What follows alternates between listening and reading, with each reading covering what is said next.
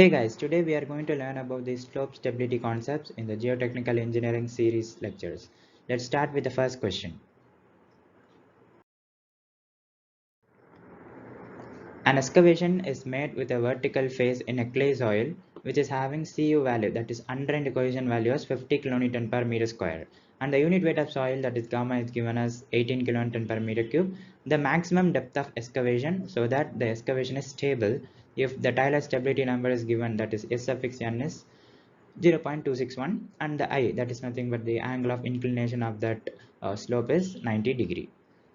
So if at all this is given like this, so what is the maximum depth of excavation, so that excavation is stable.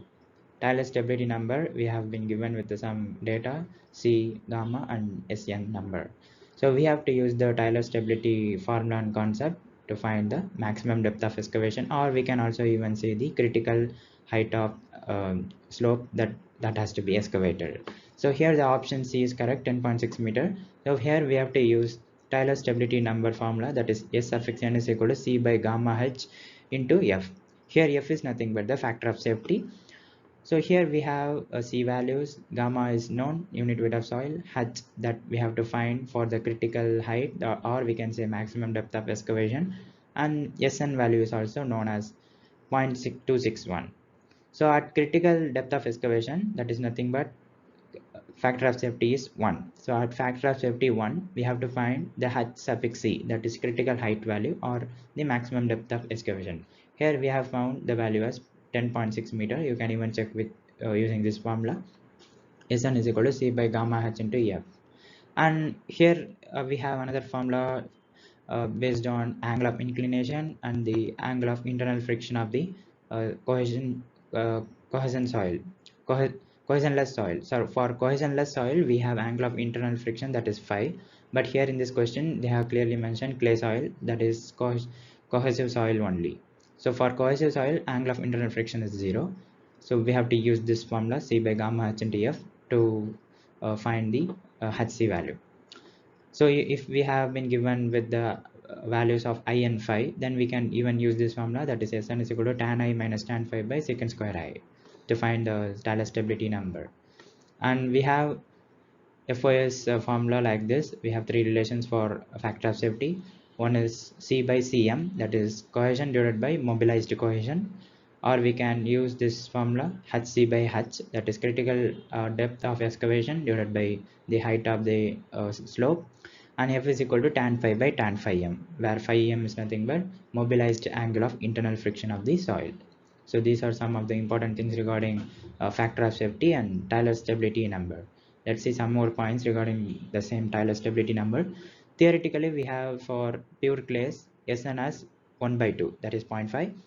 At the slope or the inclination of that slope is 45 degree.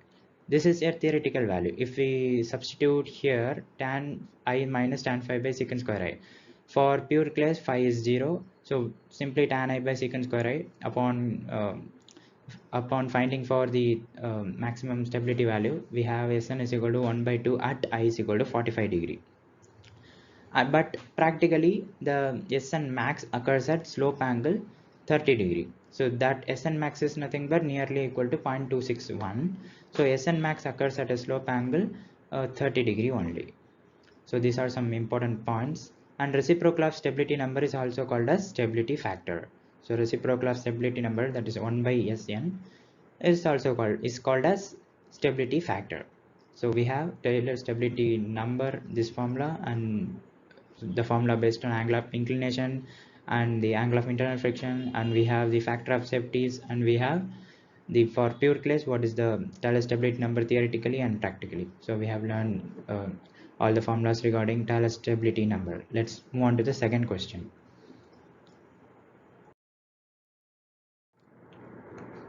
What is the depth factor in Taylor stability analysis if the depth of hard stratum below toe is 5 meter and height of slope above the toe is 10 meter? So here in this diagram you can see the depth of hard stratum below toe, that is denoted by capital D as 5 meter. The height of slope above the toe is 10 meter, that is denoted by capital H. So we have to find the depth factor value. So here the answer is option B, 1.5. We have to use this simple formula for depth factor. df is equal to h plus d by d. So if we substitute what what is the height of slope above toe? That is nothing but capital H, so 10 plus 5 by 5. So if we substitute these things, we will get 3 by 2, or we can say 1.5 is the depth factor answer. So df, if it is less than 1, then the failure will be happening as a phase failure. This is the phase failure, or we can even say slope failure. So if df is less than 1, then that failure will be called as phase failure. If df is greater than 1, depth factor greater than 1, then that failure will be called as base failure. If df is equal to 1, then that will be called as toe failure. So you can see here, this is the toe failure that will be occurring at a maximum inclination angle of 53 degree or greater than that. So if I is greater than 53 degrees, then toe failure will be occurring. That is at depth factor 1. So these are the points regarding depth factor. Let's move on to the next question.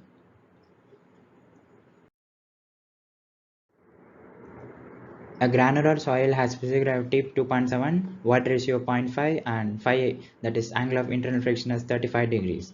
A slope of 30 degrees is made. So we have been given with the four datas I, phi, E, and Z.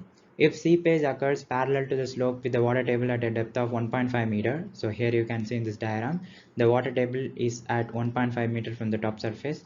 Then we have to find the factor of safety available on the slip plane parallel to the ground surface at a depth of 4 meter. So at 4 meter depth, we have hard strata, and at 1.5 meter from the ground surface, we have the water table. So by using these relations and given data, we have to find the factor of safety value. So let's see the formula for that. So FOS is given as 1 minus gamma WH by gamma Z into tan phi by tan I. So what is H here? H is nothing but the depth of water. This is the H value, that is 4 minus 1.5, and Z is the total depth, that is 4 meter. So this is the Z value and this is the H value, and gamma W is nothing but 9.81 kilonewton per meter square, and gamma we know how to find.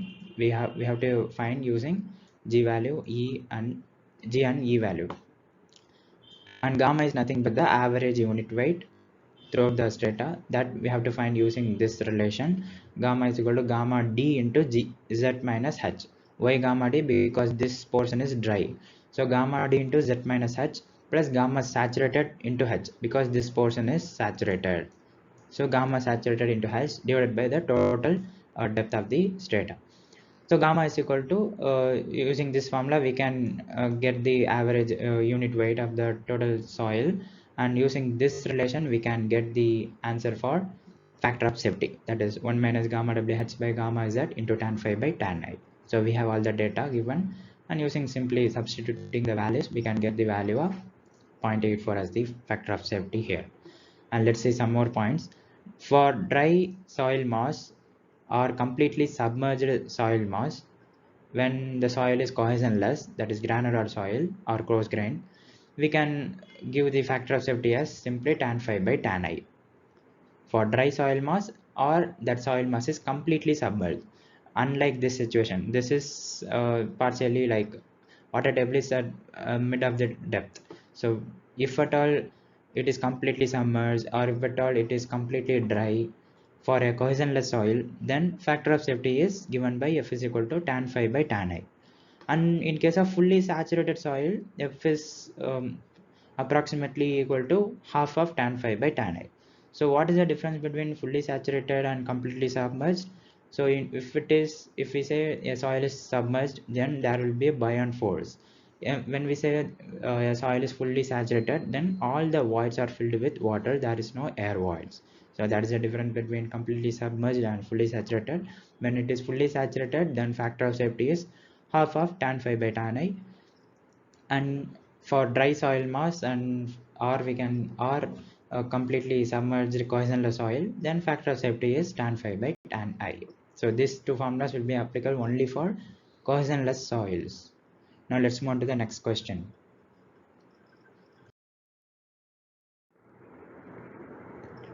The critical slip circle for a slope is given below along with the soil properties. So here they have mentioned phi is equal to 0. So that means it's a clay soil and we have to use the phi is equal to 0 analysis. So they have mentioned the undrained cohesion 32 kilopascal, unit weight of clay soil as 20 kilonewton per meter cube. The length of arc is given as 15.6 meter and the area of soil within the slip circle is given as 82 meter square. Also the radius of slip circle is mentioned as 10.3 meter. We have to find the factor of safety against the slip circle failure. So here we have to use phi u is equal to 0 analysis. So we have one simple formula.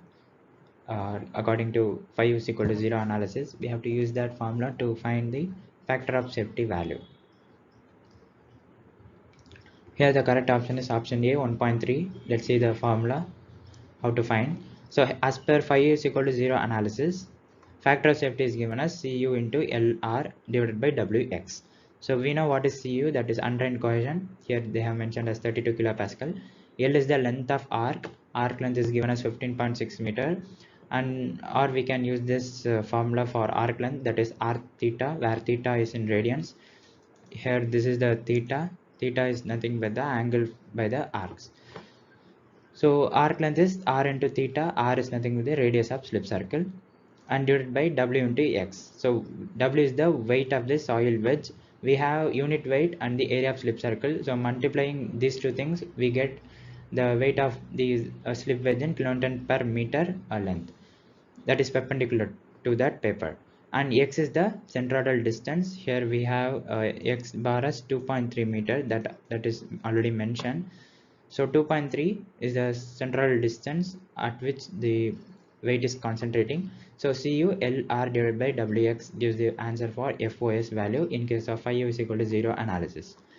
And this phi u is equal to 0 analysis is purely meant for newly built embankments and in case of undrained conditions for clayey strata. So these are the specific things regarding phi u is equal to 0 analysis. So we have to use F is equal to Cu Lr by Wx formula to find the factor of safety regarding phi u is equal to 0 analysis. Now let's move on to the next question. Soil mass is resting on an inclined clay layer as shown. So here you can see the inclination is given as 25 degrees. This is the soil wedge. This soil is having cohesion value 5 kilonewton per meter square and angle of internal friction 20 degrees. Unit weight of soil is given as 17 kilonewton per meter cube. We have to find the factor of safety against wedge failure. So here we cannot use the phi u is equal to 0 analysis because it is a C5 soil. It is not a pure clay soil. So we have to use another method of um, slope theory. So we have to find the factor of safety against this wedge failure. Here the correct option is option A, 2.03. So here we have to use Swedish method of slices because it is a general soil, that is a C5 soil. So we have to use Swedish method of slices, that is given by FOS is equal to CL plus summation n tan phi by summation T. So this is the resisting moment and this is the overturning moment. So CL, C is nothing but the cohesion value. So L is the length of and summation n is nothing but W into cos alpha and tan phi angle of internal friction, and summation T is nothing but W into sin alpha. So we have alpha value as 25 degrees, they have mentioned here in this diagram. So 25 degrees is the alpha value, and n is equal to W into cos alpha. So W is the soil weight or soil wedge weight. So we have unit weight as 17 kilonewton per meter cube. So that into the area of soil wedge gives the weight of soil. So what is the area of soil wedge? This soil wedge is looking like a triangle. So what is the area of triangle? Half into B into H. So we have the height of triangle, we have the breadth of triangle. So just half into B into H into the unit weight of soil gives the weight of the soil wedge. And L is the length of plane and nothing but this is the length of plane. This is the length of plane, that is given denoted as capital L. That is, here we have 25 degrees as inclination alpha. So 2.7 by say sine 25 gives the length of plane. So we have the height of this triangle. So just 2.7 by sine 25 degree gives the this inclined length of plane. So we know C value, L value, and tan phi sigma t. Sorry, T value. T is nothing but W sin phi. Here we have only one wedge, so no summation criteria. Just substitute the values that we have in hand, that is C, L, N, phi and T. So upon substituting all the things, we can get the answer for factor of safety as 2.03 in this problem. So this is the Swedish method of slices formula. So this is an important formula regarding C5 soil or the generalized condition soil. So this is the calculation of weight of wedge, that is area of that soil wedge into the unit weight, and this is the length of plane calculation. Here we are not considering the moment equilibrium. This is one demerit for the Swedish method of slices. So this demerit is cleared by Bishop's method. Now let's move on to the next question.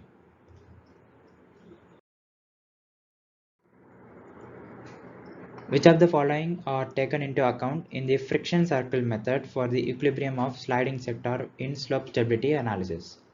So far we have learned phi u is equal to 0 analysis, Swedish method of analysis, and in this question we are going to learn about the friction circle method. So we have some couple of methods in slope stability analysis, so that we will see in this question and later. And here the options are A, B and C are correct. It's a multiple select question type. So which of the following are taken into account in the friction circle method? We are taking weight of the sliding wedge, resultant reaction, total cohesive resistance. These three are taken into account. The resultant reaction between the two portions of the soil mass into which trial slip circle divides the slope will be tangential to the concentric smaller circle of radius r sin phi dash. So here you can see this is the smaller circle, so that radius is given as r into sin phi. So this will be concentric with the radius that is given by the trial slip circle, which is dividing the slope, which will be tangential to the concentric smaller circle of radius r sin phi m, or the phi dash. So this is the friction phi circle. And for purely cohesive soils, the critical center is taken to lie at the intersection of directional angles. So here you can see the directional angles, that is, this is the directional angles alpha and beta. So this alpha and beta are the directional angles. For purely cohesive soils, the critical center is taken to lie at the intersection of these angles. So the intersection point, that is A. So at this intersection point, this is the critical center of the circle. And this line, that is A to B, this line is called as Fellenius line.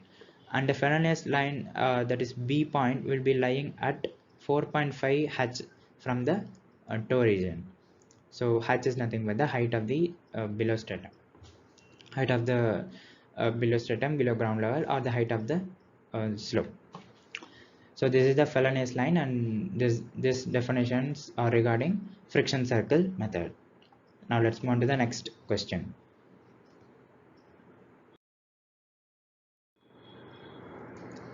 The factor of safety as defined by Bishop's method is the ratio of. So we have learned some 4 theories. Now we are moving to Bishop's method. So how factor of safety is defined by Bishop's method? That we have to answer. So we have been given options like maximum shear strength to mobilize the shearing resistance, or BCD. So here the option A is correct, maximum shear strength to mobilize the shearing resistance. This is the factor of safety defined by Bishop's method. So Bishop's method considered forces on the sides of each slide. So forces on the sides of each slide is considered by Bishop's method, unlike Swedish method of slices. And here the error in computation of the FOS or the things will be around 2% to 7% only, which is very less when compared to other methods of slope stability analysis. And the effective stress and total stress analysis, both the analysis could be possible in case of Bishop's method. And the FOS, ultimate FOS formula is given by FOS is equal to 1 by summation W sin alpha. So C dash is nothing but the cohesion, mobilized cohesion value. B is the width of wedge, and R suffix U is the pore pressure ratio, that is given by R suffix U is equal to U by gamma Z. So gamma unit weight, Z is the height of the slope, and U is the pore pressure. So U by gamma Z will be mentioned as R sub x u, that is nothing but port pressure ratio. So by using this ultimate FOS formula, accordingly we can calculate the FOS by Bishop's method. So this is a accurate method for the slope stability analysis. Now let's move on to the next question. So this is the last question. An infinitely long slope in dense sand having an inclination of 28 degrees to the horizontal. So this question is based on infinitely long slope that is naturally occurring. But in case of we have seen in the previous questions like Bishop's methods, Swedish method of slices, pi is equal to 0. These are some application for finite slopes. So this question deals with the infinite slopes or naturally occurring slopes. So we have to compute the factor of safety against the shear failure if the angle of internal friction of the soil is given as 33 degrees. Here we have only two values. One is angle of inclination, another one is angle of internal friction. And they have mentioned clearly that dense sand, that is cohesion less coarse dense sand. So accordingly we have to choose the formula for factor of safety so that we can find. Here the option is option A 1.22. So let's see the calculation part. So this is the general factor of safety formula in case of infinitely long slope, that is C plus gamma z cos squared I tan phi divided by gamma z cos I sin I. So I is nothing but angle of inclination, phi is nothing but angle of internal friction. So we have these two values only. There is no gamma z, gamma and ez and c. C is 0 since it is mentioned as dense sand. So when c is equal to 0, then gamma z divided by gamma z, both the things will get cancelled out. So we have only I and phi terms. So just by substituting or using I and phi terms, we can get the answer for factor of safety. This is the general formula for infinite long slope or naturally occurring infinite slope. And what if the formula in case of submerged condition? Just we have to find the submerged unit weights, that is gamma dash and c dash values. And in case of saturated condition, we have to use the submerged value in the numerator and the saturated value in the denominator. So this is the major thing we have to note: gamma dash in numerator, that is submerged value, and gamma sat, that is saturated unit weight, in the denominator. So these are the some important points regarding infinitely long slope. So we have studied the finite slope concepts, theory, Swedish method of circle, slices, Bishop's method, phi is equal to 0, and the finally we have also studied the factor of safety formula for infinitely long slope. I hope this video is useful for you, and please share and subscribe the channel right now. Thank you for watching. Please subscribe to the channel and also watch the suggested videos. Thank you.